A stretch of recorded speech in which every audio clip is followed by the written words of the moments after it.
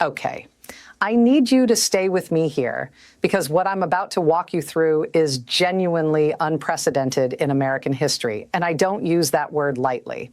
I've said it before about things that turned out to be significant but manageable. This is different. At 3:14 this morning Eastern Time, a courier departed the Vice President's residence at the Naval Observatory. The courier was carrying two sealed envelopes, one destined for the Speaker of the House, the other for the President pro tempore of the Senate. Inside those envelopes was identical documentation, a single page, signatures from the Vice President and a majority of the sitting cabinet. And that document stated, in the formal language required by the Constitution, that the President of the United States is unable to discharge the powers and duties of the office. If you're just joining us right now, hit subscribe immediately. This is not a drill. This is not speculation.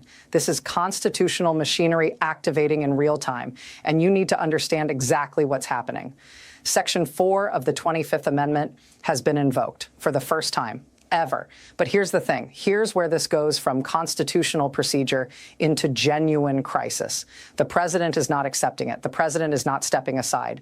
The president is, according to multiple sources inside the White House, physically barricaded in the residence, directing Secret Service to prevent the vice president from entering the grounds, and publicly declaring that what has happened is not a constitutional action, but an unlawful coup against a sitting president. Which means right now, at this moment, the United States of America has two people claiming to be commander-in-chief, two people issuing orders, two people asserting the authority of the presidency.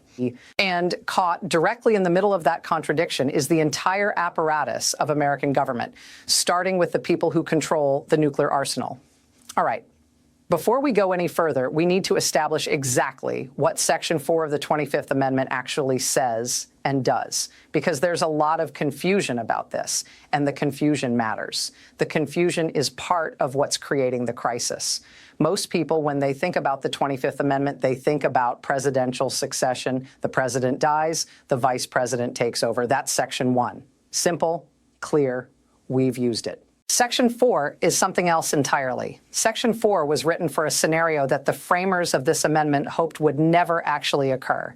It was designed for the moment when a president is alive, is conscious, is asserting his authority, but the people closest to him, the vice president and the cabinet, have concluded that he cannot or should not continue to wield presidential power. Maybe he's had a stroke and can't communicate. Maybe he's undergone surgery and is incapacitated. Or, and this is the difficult part, maybe those around him have determined that his judgment has become so compromised, so dangerous, that the republic itself is at risk. Under Section 4, the vice president and a majority of cabinet members, that's 8 signatures, can transmit a written declaration to Congress stating that the president is unable to discharge the powers and duties of his office. The moment, the instant, that declaration is received by congressional leadership. Presidential power transfers to the vice president, not after a vote, not after a hearing, not after judicial review. Immediately, like flipping a circuit breaker. That transfer occurred at 3:14 a.m. this morning. Constitutionally, legally, the vice president became acting president at that moment. But the Constitution also gives the president a countermove. If the president transmits his own written declaration to Congress asserting that he is able to serve, his powers are restored. Unless within 4 days, the vice president and cabinet send a second declaration disputing that claim. If they do, the whole thing goes to Congress for resolution. We are in the initial phase of this. The declaration has been delivered. The president has not yet submitted his counter-declaration. But sources say that letter is being drafted right now. Here's some history that matters. In October 1919, President Woodrow Wilson suffered a massive stroke. He was partially paralyzed, his speech was impaired, his cognitive function was significantly diminished. And for the remaining 17 months of his presidency, the American people were essentially lied to about the condition of their president. Wilson's wife, Edith Wilson, controlled access to him completely. She decided which documents reached him. She filtered which advisors could see him. She effectively made decisions on his behalf while maintaining the fiction that he was governing. When the truth eventually emerged, it horrified lawmakers. The idea that the presidency could be held hostage by a medical crisis, that there was no constitutional mechanism to address a president who was alive but incapable, became a genuine concern. That concern intensified after President Kennedy's assassination. What if Kennedy had survived Dallas but been left in a persistent vegetative state? What if a president suffered a heart attack during a nuclear crisis and couldn't communicate, but also couldn't be replaced? The 25th Amendment was ratified in 1967 specifically to address those scenarios. It was meant to ensure continuity of government. It was meant to ensure that the country would never be left without a functioning chief executive. But here's what the framers of that amendment assumed. They assumed good faith. They assumed that if the cabinet took the extraordinary step of declaring a president unable to serve, the president would recognize the gravity of the situation and cooperate with the constitutional process. They did not anticipate this. They did not anticipate a president who would look at the Constitution and declare that it doesn't apply to him. Smash that like button right now if you understand the stakes of what we're witnessing. This engagement matters. It determines whether this information reaches people who need to see it.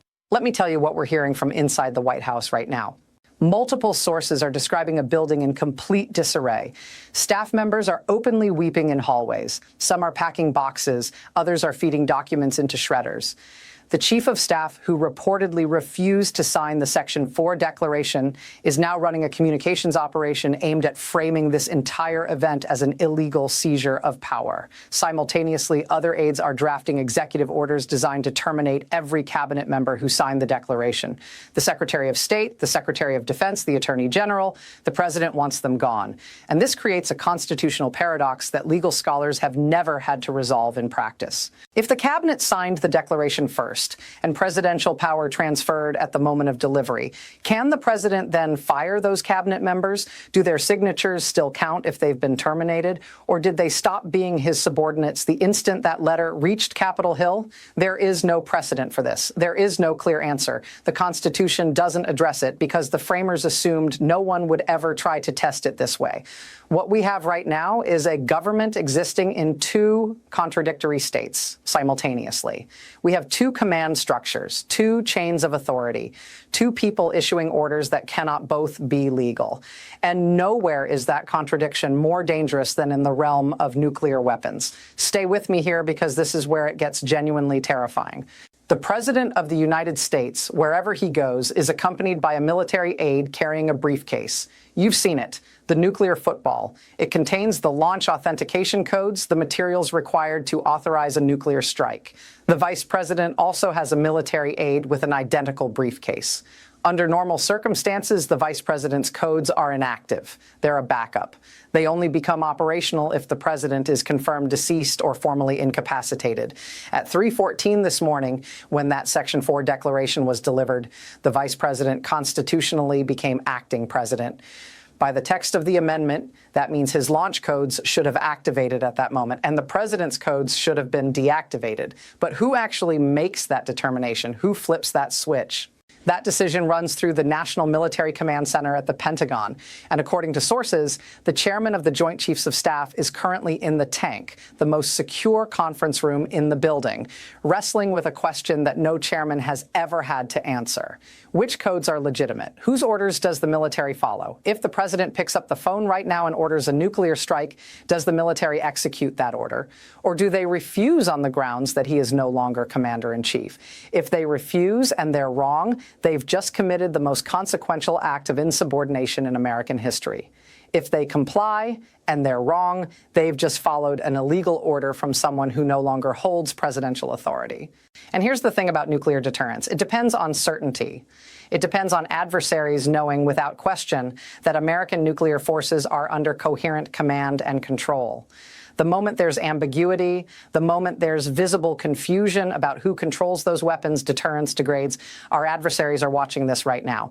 They are watching the American chain of command fracture in real time, and they are calculating. So why did the cabinet do this? Why invoke Section 4 tonight of all nights? According to a senior Justice Department official who has spoken to reporters, the cabinet convened in secret last night at the Naval Observatory after a specific incident earlier that afternoon. The details are still still emerging, and we need to be careful about what we report as confirmed versus what remains allegation. But multiple sources are pointing to the same series of events. The president allegedly issued a direct order for a military operation on American soil. Specifically, he allegedly ordered active-duty military personnel to seize voting machines in a swing state ahead of the upcoming election. The Secretary of Defense reportedly refused to transmit that order. The president allegedly threatened to fire him and proceed through alternative channels. And that, according to the people who signed that declaration, was the line. That was the moment when they concluded that the emergency mechanism existed for exactly this circumstance, that if they did not act last night, American soldiers might be deployed against American citizens by morning. This was not, in their view, a policy disagreement. This was not partisan gamesmanship. This was, they believed, the final guardrail, the emergency brake, the last resort that the 25th Amendment was designed to provide. The president, however, is telling a very different story. Despite aides reportedly attempting to confiscate his phone, he has been posting continuously on social media. He is claiming that a cabal of globalists has infiltrated his cabinet. He is framing the constitutional action as treason. He is calling his supporters to Washington. And that last part is what has law enforcement in a state of genuine alarm. Drop a comment right now. Tell me where you're watching from. I want to know how far this is reaching because people need to understand what's happening. The president posted a message a few hours ago. It read, "Come to 1600 Pennsylvania Avenue, protect your president." We are now seeing live feeds of crowds forming near the White House. People are arriving by car, by metro, on foot. Some of them are visibly armed. D.C. Metropolitan Police are overwhelmed. Requests for National Guard support have been transmitted. And here's where the constitutional crisis creates an operational nightmare. In Washington, D.C., unlike the states, the authority to deploy the National Guard belongs to the president. The district doesn't have a governor. The president controls the D.C. Guard. So if the vice president, who is constitutionally the acting president, orders the National Guard to secure the perimeter and protect federal buildings, and the president issues a counter order telling those same Guard members to stand down, whose command is lawful? Who do those soldiers obey? The man who was elected or the man who holds constitutional authority under the emergency provisions of the 25th Amendment? There is no manual for this. There is no training scenario. There is no precedent. Every commander, every soldier, every officer is now making individual judgments about which orders to follow. And the wrong choice in any direction could be catastrophic. Now let's talk about the Secret Service, because what's happening there might be the most immediate flashpoint. Secret Service agents are trained to protect the president. They build relationships over years. They develop personal bonds. They are conditioned to give their lives, if necessary, for the person they're assigned to shield. And now, overnight, they're being told that the man they've protected is no longer the president. They're being told that the vice president stationed across town is now their principal. According to sources, this contradiction has created an open rift inside Secret Service Command. The head of the Presidential Protective Detail is reportedly refusing to allow the vice president's security team onto White House grounds. His position stated plainly, "I take orders from the president. Until he leaves this building, no one comes in." Think about what that means. Armed federal agents, all Secret Service facing each other across a perimeter. The president's detail on one side, the acting president's detail on the other, both sides believing they are following lawful orders. Meanwhile, the vice president is improvising. He cannot enter the Oval Office. He cannot access the Situation Room. He is attempting to conduct the business of the presidency from the Eisenhower Executive Office building next door, working from a conference room, coordinating with whatever cabinet members and staff will recognize his authority. The elected president holds the physical seat of power. The constitutional acting president holds the legal authority. And neither can dislodge the other without potentially triggering a confrontation that no one is prepared for. Subscribe right now if you haven't already. Hit the notification bell. You need to be here for what comes next because the constitutional clock is now running. Here's how this unfolds. According to the text of the amendment, the president has the right to send a written declaration to Congress stating that no inability exists, that he is able to discharge the powers and duties of his office. Sources indicate that letter is being drafted as we speak. The moment that letter is delivered to the Speaker and the President pro tem, presidential power snaps back to him immediately, just as it transferred away immediately when the Cabinet's letter arrived. But then the burden shifts. The Vice President and the Cabinet have 4 days to respond. If they transmit a second declaration reasserting that the President is unable to serve, power transfers back to the Vice President, and Congress is forced to act. Under the amendment, Congress must assemble within 48 hours. From there, they have 21 days to decide the question. And the threshold is extraordinarily high. To permanently remove the president requires a 2/3 vote in both the House and the Senate. If that threshold is not met, the president resumes his powers, which means we are potentially looking at 21 days of constitutional limbo, 21 days during which the legitimate holder of presidential authority is genuinely unclear, 21 days during which every executive order, every military deployment, every diplomatic communication exists in a gray zone of contested legitimacy. Markets are already reacting. Futures are plunging. Foreign capitals are in turmoil. One report indicates the British Prime Minister attempted to call the White House and was placed on hold for 20 minutes because no one could determine who was authorized to take the call. This is what systemic breakdown looks like. This is what Americans have watched happen in other countries and told ourselves it could never happen here. It's happening here. And there is a genuine risk, a real and present risk, that this turns violent. If the president continues urging supporters to mass at the White House, if those crowds attempt to breach the perimeter, if law enforcement or military personnel are caught between conflicting orders about whether to disperse them or protect them, we are no longer talking about a constitutional debate. We are talking about armed confrontation on American soil. We are talking about the possibility of Americans killing Americans over a disputed claim to the presidency. The Constitution was designed to flex under pressure. It has bent before. It bent during the Civil War. It bent during Watergate. It bent during contested elections. But it was never designed to be pulled this hard in this many directions at once. What we are witnessing right now is the American system of government at its breaking point. And the next decision by one person in one room will determine whether it holds. I am staying on this. I have feeds up on the White House, the Capitol, and the Pentagon. If the president transmits his counter-declaration to Congress, I will read it to you in real time. If the Joint Chiefs issue a statement, you will hear it here. If there is any movement at any of those 3 locations, we will be covering it live. Do not assume this resolves quietly. Do not assume the institutions will hold simply because they always have. Do not assume that guardrails which exist on paper will function when tested by someone willing to ignore them. The 25th Amendment has been invoked. The president is refusing to comply. 2 chains of command are asserting authority. Armed agents are facing each other. Crowds are gathering, and the world is watching. Like this stream. Share it. Send it to everyone you know. This is one of those moments where history pivots, where the future gets decided in real time. People need to see this. They need to understand what's happening to their country right now. The pin has been pulled. The question now is, what comes next? Stay here, stay alert. I'll be back the moment anything breaks.